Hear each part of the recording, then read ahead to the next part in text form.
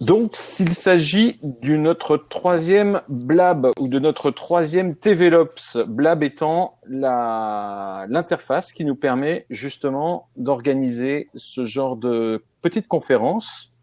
Donc, TVLops, TV, c'est un bien grand mot, vous vous en doutez, évidemment, mais c'est surtout, ce qui nous plaît surtout, c'est le côté interactif de tout ça. Alors évidemment, pour que ce soit interactif, eh bien, il faut être présent pendant le direct. Et je rappelle à ceux qui nous rejoignent pour la première fois, enfin ceux qui nous rejoignent en général, ils ont trouvé la combine, c'est de passer par Google Chrome, par Chrome. Je ne sais pas pour quelle raison, il n'est pas possible d'accéder avec d'autres navigateurs que Chrome. Pour l'instant, en tout cas, il doit y avoir une sombre histoire de gros sous là-dessous. Kevin Le Danois est notre invité ce soir. Bonjour Kevin. Bonjour à tous. Et bravo au nom de mes confrères et amis Pierre et Eric. Nous te saluons, nous te félicitons évidemment pour ce titre mondial. Merci. Tu es conscient que tu as maintenant une très grosse responsabilité sur les épaules, celle de confirmer ce titre. Oui, bon, je réalise pas beaucoup, mais bon, je vais tâcher de faire du mieux pour confirmer, c'est sûr. Alors, on a posé aussi une problématique. J'ai pas voulu rentrer dans la polémique parce qu'il n'y a pas de polémique surtout à avoir, mais en tout cas pas aujourd'hui. Mais quand je dis de quoi se souviendra-t-on de ces championnats du monde, on pense évidemment à ce titre, à ce maillot que tu arbores fièrement. On pense aussi à une problématique qui a été soulevée par Marc Madiot, qui nous disait il y a 48 heures, les championnats du monde U23, ça devient quand même une affaire de pro. C'est pas sous-entendu, c'est pas sous-entendu d'ailleurs, tu es déjà un coureur professionnel depuis le début de l'année. Et finalement, on a retrouvé aussi beaucoup sur ces championnats du monde des coureurs qui sont aujourd'hui quasiment des coureurs professionnels accomplis. Quelle est ta réaction par rapport à cette première déclaration ? C'est vrai que dans le peloton des espoirs, il y avait beaucoup de professionnels, notamment des garçons étrangers et même français, moi et Anthony, qui sommes professionnels dans des équipes continentales pro, et aussi beaucoup de coureurs dans des équipes continentales étrangères. Donc c'est vrai que c'est un avantage. Quand on fait une saison chez les pros, on a un peu plus de caisse et un peu plus de force qu'une saison chez les espoirs. Mais maintenant, c'est le règlement qui veut ça, donc si les autres nations en profitent, autant en profiter aussi. Éric Boyer, bonjour. Bonjour Patrick, bonjour à tous. Bonjour Kevin. Et bonjour. Est-ce que tu peux nous dire si justement, quand tu as regardé cette course U23 et quand tu en as vu les résultats, tu as été toi aussi saisi par ce fait, et qu'as-tu à dire à Kevin après ce titre obtenu ? D'abord, toutes mes félicitations, bravo, c'est formidable. Et tu te souviens, Patrick, Kevin, on l'avait nous découvert ensemble avec le public, hein, les téléspectateurs qui nous suivaient. Évidemment, on connaissait, mais on l'avait découvert à la télé sur l'équipe 21 lors de l'Arctic Race of Norway. Non, tu fais la grimace. Non, je dis. Non. Ah bon, pardon. Qui grimace ? Mais moi, je grimace. Oui, non, je grimace pas, je souris parce que je disais, on l'a révélé d'une certaine façon. Oui, oh là là, c'est grâce à nous. Non, mais est-ce que l'Arctic Race a été un déclic pour toi, ou est-ce qu'il y avait déjà de toute façon eu des bons résultats en début de saison qui te permettaient de penser que à l'Arctic Race tu allais avoir de toute façon la possibilité de continuer à briller ? T'as gagné une course après, t'as gagné aussi le Tour du Jura suisse, je crois. Oui, c'est ça. Ouais, j'ai gagné après la Norvège le Tour du Jura suisse en classe 2. Ouais. Et j'avais rien gagné depuis, à part vendredi dernier, les championnats du monde. Et tu avais fait quand même alors, il faut rappeler quand même que tu as fait une saison chez Bretagne Séché Environnement, place Camembert, je sais plus, sur le Trobroléon, 4e sur Paris-Camembert, 9e sur le Trobroléon. J'ai regardé ça tout à l'heure. C'est ça. Encore un peu la mémoire qui ne flanche pas totalement. Et participation à une épreuve World Tour, en l'occurrence le Tour de Catalogne. C'est exact. Et Eric va compléter sûrement en disant quoi ? Les Jeux européens que l'on a commentés également. Oui, non, mais bien entendu. Non, mais pardon, parce que finalement, j'ai pas répondu à ta question, Patrick. Oui. En reprenant la réflexion de Marc Maillot qui dit qu'effectivement le championnat U23 finalement c'est une affaire de pro. Oui et non. Si en France les clubs et les équipes continentales, puis Continental Pro, sont en mesure de fournir des coureurs moins de 23 ans à l'équipe de France pour les championnats du monde, qui ont déjà beaucoup d'expérience, qui sont assez précoces, je dirais, tant mieux. Ça veut dire que le cyclisme, allez, que je vais appeler ce soir amateur, parce que je suis quand même un vieux et c'est simple, amateur professionnel, se porte bien. En tout cas, que les clubs formateurs sont compétents, que les équipes continentales et Continental Pro ont d'énormes compétences, d'énormes qualités. Et je pense que c'est la raison pour laquelle, finalement, en U23, on se porte très très bien. Hein. Voilà, oui, c'est des coureurs qui sont professionnels dans l'âme et qui, sur le plan physique, sont en fin d'apprentissage, je dirais. Voilà, moi je me souviens quand Bernard Moreau m'avait demandé de lui mettre à disposition Adrien Petit à Copenhague pour le championnat du monde U23. Eh bien, c'était avec plaisir que j'avais dit OK, bien entendu, et on sait ce qui s'est passé. Pierre, ces championnats du monde, toi, tu les as suivis d'une façon un peu particulière. Je sais que ce week-end, tu étais autour du Gévaudan. Voilà. Tu n'étais pas devant ton écran de télévision, en tout cas pas pour la course élite. On en dira un mot tout à l'heure également. Mais tu connais parfaitement bien ce cyclisme, ce cyclisme avec les générations qui arrivent les unes après les autres.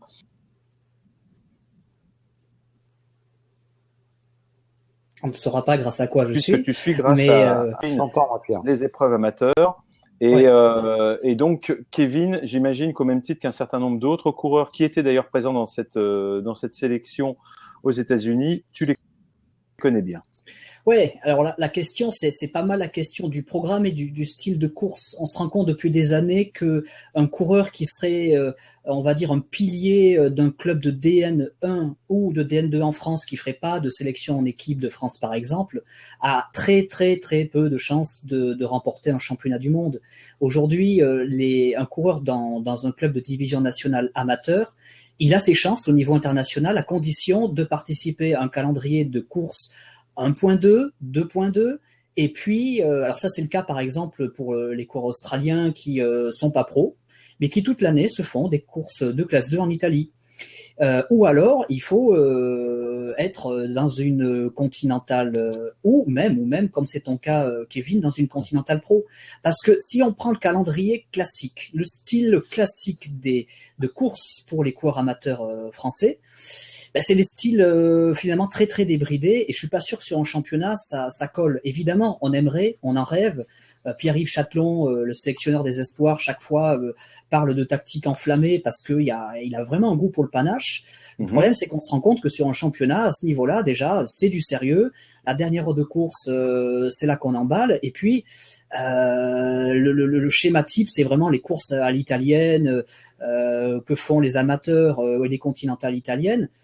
C'est un tempo, c'est une échappée, et puis à un tour, à 2 tours, on met les gaz, et là, il faut vraiment avoir la caisse. Donc, il faut se la fabriquer la caisse, et malheureusement, ce n'est pas, par exemple, sur des épreuves de Coupe de France de D1 qu'on peut la faire. Aujourd'hui, la Coupe de France de D1, qui est l'espèce d'alpha et d'oméga, hélas, de beaucoup de clubs, pour des raisons réglementaires, cette Coupe de France, elle est quand même assez dévoyée. Elle se court au marquage, c'est des bons coureurs souvent qui s'imposent, mais il y a une part d'incertitude qui est trop grande. Toi, Kevin, cette année, la caisse, tu te l'es faite avec le programme. C'est vrai. C'est vrai que la saison chez les professionnels, ça change quand même beaucoup de choses. Alors justement, est-ce que tout ce que nous disait Pierre à l'instant, est-ce que ce sont les éléments qui t'ont incité à passer pro finalement assez tôt, puisque tu es passé pro à quoi? À 20 ans, à peine? À 21 ans, exact. À 21 ans, pardon. Je t'avais rajeuni. Est-ce que c'était inutile pour toi de rester plus longtemps chez les amateurs? J'avais fait une saison complète chez les amateurs, où j'avais été présent du mois de février jusqu'à fin septembre sur Paris Tour, enfin même début octobre. Et avec les conseils de mon entourage, après avoir discuté avec Emmanuel Hubert chez Bretagne, on s'était dit que ça servait à rien. J'avais fait le tour de la question chez les amateurs, en gagnant en plus une seule victoire, mais en classe 2, donc avec les professionnels. Et c'est pour ça que j'ai décidé de passer dès l'année dernière. D'accord. Et est-ce que tu avais le sentiment, tu avais fait les championnats du monde l'année dernière, on en a beaucoup parlé d'ailleurs, puisque dans tes réactions, juste après ta victoire, tu as dit que c'était une revanche sur l'année dernière, sur Ponferrada. Déjà, est-ce que tu peux nous resituer un petit peu dans quel contexte tu parlais de revanche? La revanche était surtout contre moi-même, puisque l'année dernière, j'avais le niveau, je pense, pour être champion du monde, mais j'avais très mal couru et j'avais fait la même erreur qu'a fait le Danois Mats Schmidt, pardon pour son nom, cette année en attaquant à un tour et demi de la ligne. Et avec l'expérience, je voulais prendre ma revanche cette année et donc c'est chose faite. Mais l'expérience de quoi? D'un championnat du monde? L'expérience d'un championnat du monde. Ouais. Ouais, la gestion du stress, des émotions et ça. de l'enjeu. Oui, c'est ça. Donc c'est pas tant Tu une passais histoire pour de pro pas pro qu'une histoire d'expérience finalement de ce genre de rendez-vous avec une façon de courir bien particulière. Je pense que ouais, l'expérience de la course fait surtout beaucoup. On peut faire une saison chez les professionnels et ne pas aimer le format de course d'un championnat du monde où il faut attendre vraiment le dernier moment pour tout mettre. Parce qu'il y a des coureurs, on dit c'est des coureurs de type championnat. C'est le cas de Turgis par exemple, qui vient compléter le podium pour la 3e place. Toi, tu te définirais justement comme un coureur de type championnat? Pas spécialement. Je sais pas trop quel type de coureur je peux être par l'avenir. Non, les courses qui me tiennent à cœur, que ça soit une course par étape, une course d'un jour ou un championnat, j'essaie de la faire au mieux et de donner le maximum. Parce que t'es quoi finalement? Allez, on essaie de... Grimpeur, rouleur Je sais pas vraiment. J'essaie d'être le plus complet possible, à part le sprint massif qui m'attire pas, enfin, où j'arrive pas du tout à m'en faire. Mais le reste du temps, non, j'essaie d'être le plus complet, de passer la montagne, d'être bien placé quand ça bordure et d'être là quand c'est des courses pour puncher comme le championnat vendredi dernier. Cette année, on voit que tu as vraiment un calendrier qui est très hétéroclite. Tu as des courses en montagne, tu as des courses d'un jour, tu as des courses, je suis pas sûr qu'on puisse dire vraiment flandriennes, mais tu as des courses en Belgique sans grand relief. C'était vraiment une année un peu d'apprentissage aussi. C'est ça, c'est moi qui ai fait la demande en début de saison à l'équipe pour découvrir vraiment tous les types de parcours. Donc les courses par étapes en montagne avec le Tour de Catalogne, les classiques en Belgique, j'ai même pris le départ de Paris-Roubaix où bon, j'ai été malchanceux, mais ça m'a permis de découvrir aussi. Et je voulais vraiment savoir où est-ce que j'allais mieux me sentir par l'avenir.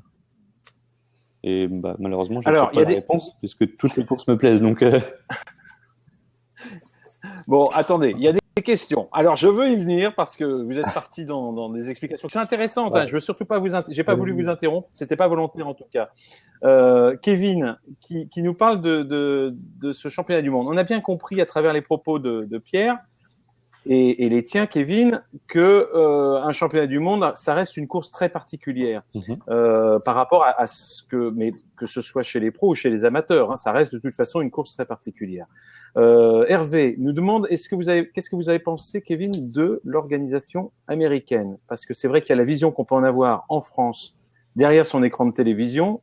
Hervé n'a pas été très convaincu d'ailleurs par la réalisation, nous dit-il. Et puis il y a l'impression qu'on peut en avoir sur place. Quelle impression? Est-ce que quand on gagne, tout est beau? Alors même, je pense, si j'avais pas gagné, j'aurais trouvé ça grandiose. J'ai vu la retransmission après en arrivant chez moi, et c'est vrai que la réalisation à la télé, c'est assez difficile de comprendre la course, surtout dans le dernier tour où il y a tout qui se passe. Mais la réalisation sur place et l'organisation de l'événement, c'était vraiment quelque chose de grandiose. Qu'est-ce qui t'a impressionné? On parle là plutôt d'images. Quelles images te restent en mémoire en dehors de ta course, justement, sur cet aspect sportif, public, festif? Tout le public, l'ambiance là-bas, la mentalité des Américains, c'est exceptionnel. On est arrivé sur le circuit 4 jours avant. On a été roulé sur le circuit, même la circulation était ouverte. Et même lorsque la circulation était ouverte, il y a du monde sur le bord de la route pour nous applaudir à la reconnaissance, à l'entraînement. En course, les gens nous reconnaissent. Même aux États-Unis, on a entendu des allez les bleus pendant la course. Donc c'est vraiment quelque chose d'assez fort. Et c'est des supporters? Des supporters et des Français qui habitent là-bas. Oui.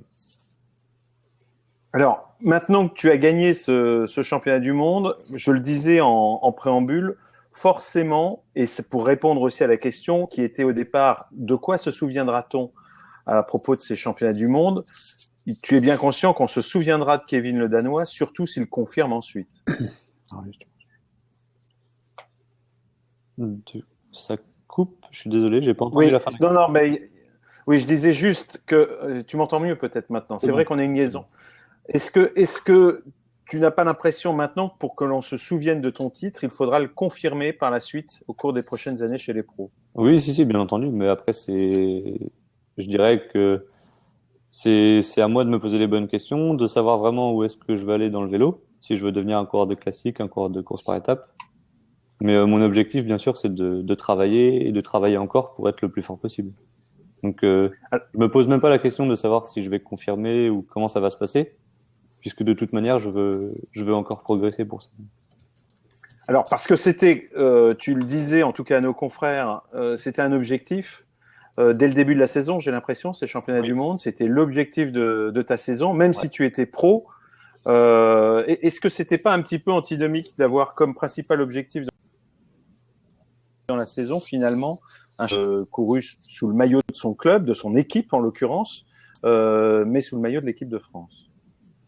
Non, je pense pas. Après, je pense que tout le monde a son avis sur la question, mais moi, je pensais pas. Ça reste un championnat du monde espoir quand même, et quand on voit le palmarès d'un championnat du monde espoir, c'est pas anodin. Et une malédiction, Kevin. Tu parles si c'est pas anodin. Regarde le palmarès. Écoute, là, je vais vraiment te remonter le moral plein pot, mais tu sais, on parle d'une malédiction du maillot arc-en-ciel chez les pros, chez les espoirs. Écoute, c'est pas évident. Il y en a beaucoup qui ont eu du mal à confirmer au top niveau. Hein. Bah justement, moi, j'aurais voulu intervenir à ce moment-là du débat parce que, en fait, si j'ai un seul conseil à donner à Kevin, c'est que personne lui demande de confirmer. Qui lui va lui demander de confirmer? Des journalistes? T'es gentil, je viens de le faire. Mais justement, ce que je veux dire, c'est que il faut pas qu'il ait confirmé quoi. Il est champion du monde espoir. Point. Après, il est au début de sa carrière, il a une saison déjà à gérer et il a rien à confirmer. Personne, moi, je lui demande pas de confirmer. Moi, je savoure son titre. Il doit savourer son titre, mais surtout qu'il ne se mette pas dans la tête. Il faut que je confirme, parce que sinon, non, c'est fait, c'est dans la poche, c'est inscrit sur le palmarès. Et une autre saison débute et elle sera ce qu'elle sera et il y aura encore beaucoup à apprendre de toute façon. Voilà. Mais Kevin, tu crées des attentes, c'est ça le problème. Mais c'est oui, un type regarde Sicard. Les journalistes, c'est clair. Ah, les journalistes, mais c'est pas eux qui pédalent, les journalistes. Non, mais je crois qu'effectivement, on est tous d'accord. C'est-à-dire qu'il y a d'une part une attente qui s'exprime telle que je l'ai exprimée il y a un instant, et il y a d'autre part la façon dont l'athlète doit réagir sur le plan psychologique pour ne pas se mettre en péril. J'imagine que c'est ce que tu voulais dire, Eric, voilà, oui. Avec les années qui suivent. Comment tu réagis à tout ça, Kevin? Premièrement, je dirais que les attentes, oui, c'est sûr que c'est surtout les journalistes, les médias français qui ont tendance à... Et les fans. Les fans aussi. Mais quand un Français fait quelque chose de grand au niveau international, on a tendance à s'emballer, je pense, en France, et à dire que c'est tout de suite la nouvelle star du peloton ou quelque chose comme ça. On voit quand Thibaut Pinot il a fait ses premiers résultats sur le Tour, dès l'année d'après, on l'attendait pour la victoire du général. Donc, faut y aller. Les mecs depuis 30 ans. Faut y aller, je pense, petit à petit. Moi, la pression du résultat, c'est moi qui vais me la mettre, puisque je la supporte. Quand c'est moi qui me la mets, j'aime bien me mettre la pression. Donc, je vais me la mettre pour avoir des résultats. Mais maintenant, je sais que Manu me fait confiance, Emmanuel Hubert me fait confiance pour l'année prochaine. Mm-hmm. Et je sais que il va continuer de me dire de prendre mon temps, que j'ai le temps de grandir et que j'ai encore le temps de parfaire mon apprentissage. Non, et t'as pas fait confiance l'année prochaine, hein, t'as fait comme tout le monde, t'as signé un contrat de 2 ans parce que c'est la loi. En tout cas, c'est le règlement. Bon, après, il y aura autre chose. Je pense que quand même ton titre de champion du monde va bien t'aider de toute façon, même dans un an, quand il s'agira encore de savoir si tu as des choses à prouver, et ça, j'en doute pas. On regarde les questions vite fait. Kevin, encore bravo. Connais-tu les grandes lignes de ton programme l'année prochaine et tes souhaits, bien sûr, concernant cette nouvelle année? Alors, pas du tout. Je ne connais absolument pas mon programme pour l'année 2016. Ce que je sais, c'est que j'aimerais surtout prendre le départ des courses par étapes en France en début d'année. Donc, je pense au Tour Med. Il me semble m'avoir entendu qu'il y a une nouvelle course qui allait se créer dans le sud. Tour de la Provence. Tour de la Provence, d'accord. Ouais. Donc, pourquoi pas prendre le départ de cette course? Paris-Nice aussi. Mais non, sinon, je connais pas du tout mon programme. J'ai toujours la même envie de prendre le départ des courses pour découvrir encore une fois le calendrier. Bon, Est-ce que tu as pu regarder, je vais m'écarter un petit peu de cette. D'abord, on n'a peut-être pas assez associé ton coéquipier Anthony Turgis. Enfin, on en a parlé tout à l'heure. Tu en as parlé tout à l'heure. Anthony Turgis a fait troisième. Nous, observateurs, on a eu l'impression de revivre ce que l'on avait vu avec Arnaud Desmar et Adrien Petit. Il y a, je suis pas fort sur les années, moi. Il y a 3 ans, je crois, 4 ans. 2011, 4 ans, c'est bien ça. Est-ce que tu avais l'impression que l'état d'esprit était aussi bon dans cette équipe de France cette année? Essayez de nous répondre sans langue de bois. On sait que vous vous connaissez bien tous les deux, puisque vous étiez au CC Nogent. Est-ce que c'est important, justement, d'avoir couru auparavant dans le même club? C'est pas toi qu'on devrait poser la question, finalement. C'est Anthony, parce que l'esprit de sacrifice, finalement, qu'il l'a vécu, et toi qui en as tiré le principal profit, si je puis dire. Oui, c'est sûr. Je pense que c'est un avantage qu'on se connaisse parfaitement. On sait comment, moi, je sais comment Anthony court, et lui connaît aussi ma façon de courir. Et je pense que là-dessus, on se ressemble un petit peu. Donc, le fait d'avoir couru ensemble l'année dernière, ça nous rapprochait encore plus, surtout sur un événement comme ça. Et ça nous donnait un avantage par rapport aux autres, c'est clair. Eric, est-ce que tu veux qu'on fasse la transition avec la course d'hier? Je sais pas si Kevin, je crois Kevin que tu as pu voir la course hier, tu étais rentré à temps. Oui. Alors est-ce qu'on regarde une course de la même façon quand on est derrière la télé mais aussi quand on a également eu l'occasion de courir sur ce circuit? J'imagine que tu n'avais pas du tout le même regard que nous. Non, le regard, si, parce que vous aviez de l'expérience quand même, mais j'ai regardé la course en me disant, plus en regardant le premier qui allait faire l'erreur d'attaquer trop tôt, en fait. Et je pense que là-dessus, c'est Bounen qui a eu tort d'attaquer à un tour et demi comme il l'a fait. Ouais. Et après, j'attendais qu'une chose dans le dernier tour, c'est de savoir où est-ce que le vainqueur allait sortir. Et bon, quand j'ai vu Sagan partir après à 4 km, j'ai tout de suite pensé qu'il allait pouvoir aller au bout, connaissant Sagan surtout. Oui, surtout que lui, il n'a pas attaqué trop tôt, ça c'est clair. Il a même attaqué le plus tard possible. C'est l'impression que j'ai eue. Hein. Eric, non? Sagan, il avait une stratégie qui était simple, effectivement. C'était effectivement le fait de ne pas pouvoir peser sur la course, qu'il n'y a pas d'équipier, toujours rester devant, être vigilant, espérer en effet qu'à l'entame du dernier tour, il n'y ait pas d'échappée, qu'il soit parmi les meilleurs, que le peloton, 30-40 courses se présentent comme ça ensemble à l'entame du dernier tour. Parce que là, effectivement, après, il n'y a pas de stratégie, quoi. C'est les jambes qui parlent, c'est la force, c'est le physique. Il y a un tremplin, cette côte en pavé que tout le monde a vu, c'était le meilleur tremplin pour Sagan, effectivement, d'attaquer à ce moment-là. L'autre stratégie aurait pu être celle, finalement, encore une fois, de rester vigilant et de tenter de gagner au sprint, chose qu'il a eu raison de ne pas décider parce que là, il aurait fait deuxième, sûrement. Et en tout cas, voilà, il a une stratégie qui était très simple. Encore fallait-il avoir la force, la condition physique de l'appliquer. Mais une fois qu'il a pu rentrer en action, là, il n'y avait rien à faire contre ce garçon, rien à faire. Vous pouvez mettre en place toutes les autres stratégies, il n'y avait rien à faire. C'était lui le plus fort. Il fallait l'éliminer avant. Est-ce que c'était pas un circuit, Kevin, qui nous privait d'une stratégie ambitieuse? C'est-à-dire C'est-à-dire avec 3 côtes dans le final, quand même assez difficile, l'enchaînement assez difficile. Est-ce qu'il n'était pas écrit d'avance qu'on allait attendre finalement avec l'incertitude de savoir si les sprinteurs allaient ou pas passer, avec plutôt l'impression qu'ils allaient passer? Est-ce que c'était pas justement inciter tout le monde à attendre le dernier moment? Si, peut-être, mais je me souviens du championnat du monde à Florence, où les Italiens, même dans la course élite, avaient mis un gros bazar à 60 km de l'arrivée, il me semble, voire plus loin. Et je pense que cette année, une équipe comme l'Espagne aurait pu faire la même chose chez les élites, pour isoler un Valverde ou un Rodriguez plus tôt, et lui permettre de se retrouver devant avec un coup d'avance. Et après coup, on peut leur dire que ça aurait été profitable, effectivement. Ça aurait peut-être été mieux parce que le résultat est pas à la hauteur de leurs ambitions, même si Valverde a pris la cinquième place. Ce qui est tout à fait au regard de son palmarès dans les championnats du monde, puisqu'il nous avait habitués plutôt à être sur le podium. Pierre, je te poserai pas de questions sur le championnat du monde parce que je sais que tu ne l'as pas regardé hier soir. Et Eric, est-ce que tu as trouvé que c'était un bon championnat du monde ou est-ce que au final tu t'es quand même plutôt embêté? Je parle de la course élite. Hein. Oui. Non, mais c'est un beau champion du monde pour un petit championnat du monde finalement. Voilà.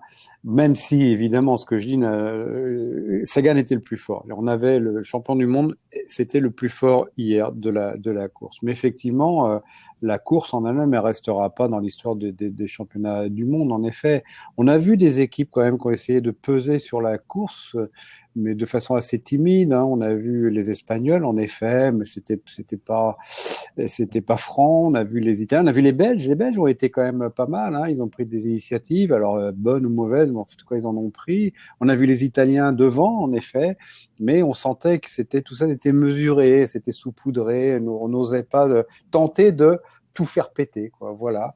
Et il y avait beaucoup de frilosité, effectivement, donc beaucoup d'attentes.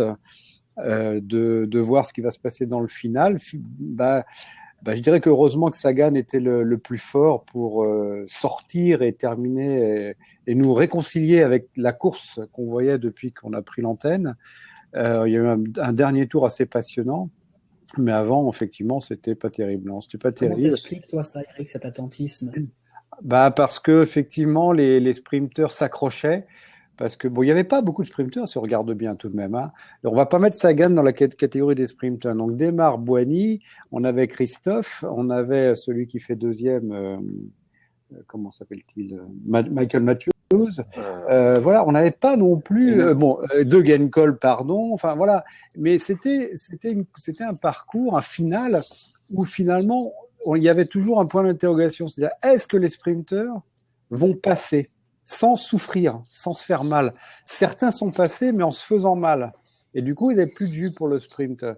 Alors, voilà, ce point d'interrogation, cette question, on avait l'impression que elle était présente toute la course. Et qu'aucun équipier d'aucune formation possédant des sprinteurs s'est sacrifié à 100% pour favoriser une arrivée au sprint. Ni les Allemands non plus, voilà. Donc finalement, dans le final, la course était ouverte à celui qui avait les jambes pour sortir seul. Et il y en a eu un, c'était Peter Sagan. L'an prochain, ils se poseront pas les mêmes questions parce que c'est plat, archi plat. Ouais, et j'espère qu'on se fera un blab spécial parce que là, c'est championnat du monde au Qatar. Il y a quand même de quoi dire. L'an prochain, dans un an, donc, on sera les champions du monde du blab. On aura des millions de blabistes, je sais pas comment on dit. Bon, on va l'inventer, on le dira. Et on se fera payer, on prendra des cachetons de consultants. Ça va être génial. Non, mais ça va me rappeler. Ça va me rappeler Zolder. Zolder, souvenez-vous de Cipollini. On avait une équipe italienne qui avait roulé à 60 à l'heure du départ à l'arrivée. Voilà. Non, ce qui est intéressant l'an prochain, c'est le fait qu'il y aura au départ une dizaine de sprinteurs, on ne va pas vous citer les noms, vous voyez de qui je veux parler, qui auront le couteau entre les dents, et là, ça va... Oui, je ne sais pas si vous avez entendu cette information. Si vous avez entendu cette information, je pense que Vix qui nous parle de ses prochains championnats du monde au Qatar et en Norvège, y fait référence. Au Qatar, je crois qu'il est prévu... C'est Marc Madio qui m'avait fait cette confidence puisqu'on était avec lui il y a 2 jours, qui m'a parlé d'un secteur pavé aussi. Les Qataris construiraient un secteur pavé pour corser un petit peu le parcours. Je ne sais pas si c'était une blague mayonnaise pour faire monter la mayonnaise ou si c'était tout à fait réel. J'ai pas vérifié cette information, mais apparemment, en tout cas, on cherche des artifices pour rendre le parcours un petit peu plus difficile. Le Tour du Qatar n'est pas une course pénible à commenter en tout cas. Moi, je l'ai commenté un certain nombre de fois et avec le vent, c'est intéressant. Mais si on est dans un parcours urbain, ça c'est sûr. Enfin, un parcours en circuit, c'est sûr que ça enlève cette problématique du vent. Comment ? Ça ne devrait pas bordurer. On a sorti quelques informations là sur Direct Vélo avec un sheikh qui est le responsable du comité d'organisation locale et qui nous dit non, c'est plat, pas de difficulté. Pas de bordure, le peu de vent qu'on trouvera, ça sera à la faveur des contre-la-montre qui se dérouleront un petit peu en dehors de Doha, mais là, ça devrait être effectivement la grande fête du sprint. Pourtant, est-ce que Kevin, tu y seras au championnat du monde l'année prochaine ? Non, je pense pas du tout. Mais pourtant, j'ai entendu dire et je crois bien que c'est sur Direct Vélo aussi, que la première partie de la course des courses du championnat du monde l'année prochaine allait se disputer en ligne. Pierre? Eh bien, je vais tout reprendre à zéro, on va regarder ça. Précipitez-vous, www.directvelo.com, allez vérifier.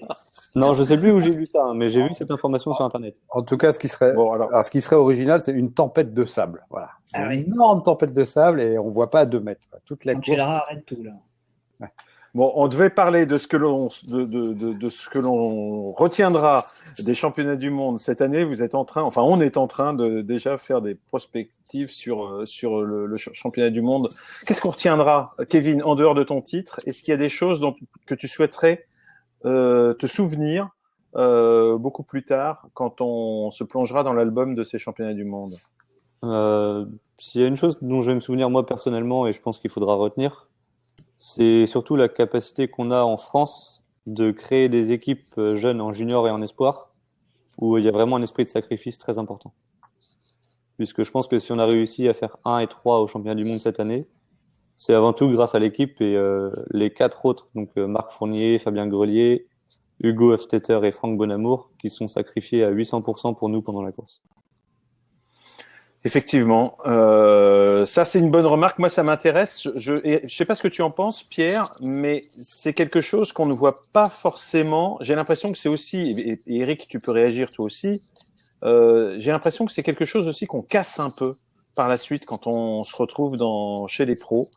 C'est-à-dire que ces fameuses tactiques, briefing, etc., mises au point au départ. Je dis pas qu'il n'y a pas de briefing dans les courses. Au contraire, ce que tu veux dire, Kevin, c'est-à-dire que la course était très claire au départ. Vous saviez pourquoi et pour qui vous rouliez et ce que vous aviez à faire. C'est ça. C'est ça.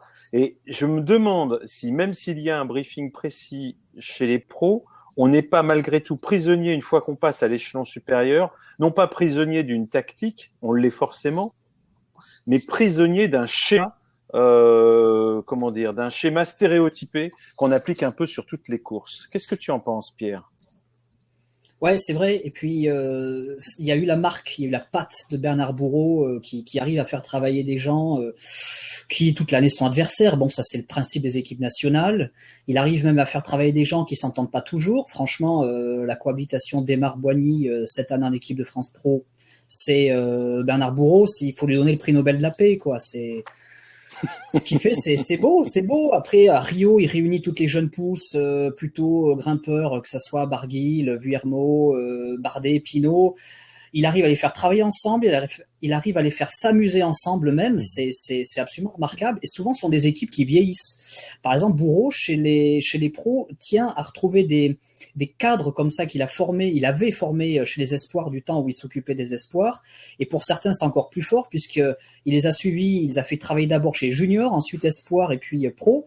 Et j'ai l'impression que Pierre-Yves Châtelon travaille un peu dans le même esprit sur la Coupe des Nations. Il a vraiment des hommes comme ça qui tiennent l'équipe. Et puis, au dernier moment, il est venu les compléter avec les 2 pros, c'est-à-dire Turgis et puis toi, Kevin. C'est vraiment une méthode qui porte ses fruits. Hein. Pierre-Yves, ce schéma de travail aussi, de travailler toute l'année avec un capitaine de route. Cette année, ça devait être Nance Peter, mais donc qui a dû céder sa place pour les championnats du monde sur blessure. Mais c'est vrai qu'on aime bien ce format-là en France. Ouais. Eric, tu voulais intervenir ?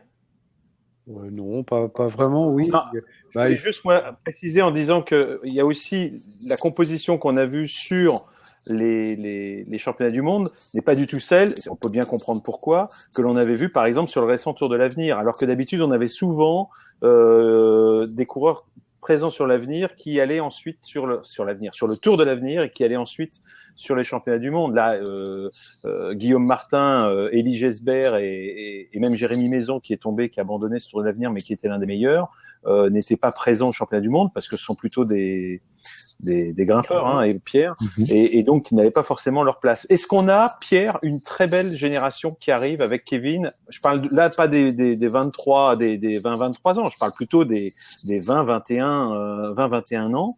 Est-ce qu'on a une très belle génération qui arrive? Est-ce qu'on peut faire un parallèle avec ce qu'on a vu avant ou pas? Ou vaut mieux se méfier et rester encore un petit peu vigilant? Ouais, il vaut mieux se méfier. Et là, je rejoindrai Eric tout à l'heure qui disait attention, laissons-les savourer, laissons-les souffler. Ouais, les carrières se ressemblent pas, les époques se ressemblent pas. Bernard Hinault ne va pas se réincarner tout de suite. On ne sait pas si Pinot ou Bardet gagneront le Tour de France. Cette fameuse génération dorée de Mendrisio 2009 a produit des coureurs dont on voit encore qu'ils sont à très haut niveau. Maintenant, j'en sais rien. On voit qu'il y a quand même une capacité chaque année j'allais dire à produire. Le mot est un peu bizarre parce qu'on a l'impression que le vélo serait comme une petite usine comme ça, mais on a quand même des cours vraiment intéressants qui sortent. Il n'y a pas de gros trou générationnel. Chez les juniors, on n'en a pas parlé, mais il y a eu aussi une médaille d'argent sur le championnat du monde. Il y a des choses vraiment intéressantes. Après, une des questions centrales, c'est quand même la capacité aujourd'hui des équipes, notamment des équipes françaises, puisque c'est bien d'elles dont on parle, d'accompagner au plus haut niveau avec un encadrement, avec un parcours, avec des moyens financiers de plus en plus importants, un staff, des objectifs, une mentalité, enfin beaucoup de choses. Ces coureurs-là, parce que ces coureurs-là, on se rend compte que ils sont pas plus manches que les autres et je dirais même peut-être plus talentueux que les autres chez les juniors et chez les espoirs. Après, il y a une sacrée déperdition, donc on pourra se faire un jour un blab sur les moyens des équipes et le fonctionnement des équipes, mais ouais, c'est clair, le talent il est là. On va se donner quelques années pour savoir si on est capable de les faire éclore. Dis donc, Kevin, tout ce qu'on entend là, aussi bien d'Eric que de Pierre, ça, je vais pas dire que ça file les jetons, mais ça incite quand même à faire attention à la façon dont on va mener sa carrière par la suite, et en tout cas, ça montre que c'est pas facile derrière, quoi. Non, c'est vrai, mais bon, après, je pense qu'arriver à un certain niveau, c'est obligatoire qu'on ait tous envie de progresser, donc, il y a une bonne génération qui arrive, je dirais même qu'il y a toujours eu des bonnes générations en France depuis un bon moment déjà maintenant.